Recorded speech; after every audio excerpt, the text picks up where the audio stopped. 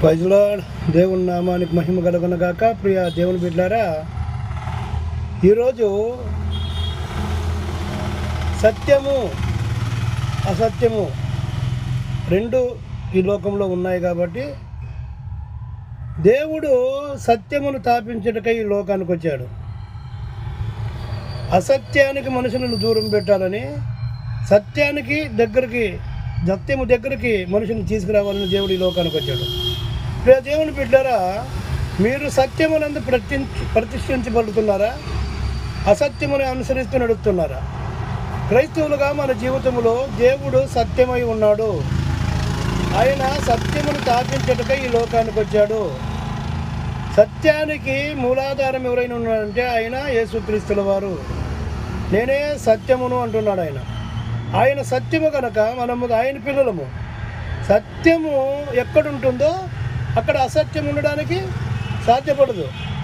అందుకనే సత్యాన్ని అనుసరించి సత్యానికి దేవుని బిడ్డలారా మనమందరం కూడా లోబడాలని ప్రభు కోరుకుంటున్నాడు.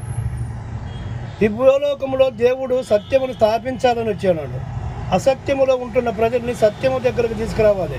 ఆ సత్యం ఎవరంటే నేనే అన్నాడు దేవుడు. నేనే సత్యాన్ని అన్నాడు. దేవుని బిడ్డలారా, ఆయన సత్యము కనుక దేవుని బిడ్డలారా, సత్యము మనములను స్వతంత్రులుగా చేస్తుంది. మనం సత్యాన్ని అనుసరించి నడుస్తున్నప్పుడు సత్యమే మనములను స్వతంత్రులుగా చేస్తుంది. ఏది సత్యమో ఏది అసత్యమో మనమే డిసైడ్ చేసుకుంటాం. అందుకనే దేవుని బిడ్డలారా, సత్యమును అనుసరించి నడిచేవారుగా మనం ఉన్నప్పుడు, ఈ లోకంలో సత్యం పక్షాన మనం ఉన్నప్పుడు అసత్యం ఏదో మనకు తెలిసిపోతుంది. లేదు, మనం అంతా కూడా ఈ భూలోకంలో అంతా కరెక్ట్ అనుకొని మనం ఎప్పుడైతే మనం ప్రయాణిస్తాము గుడ్డి ప్రయాణం.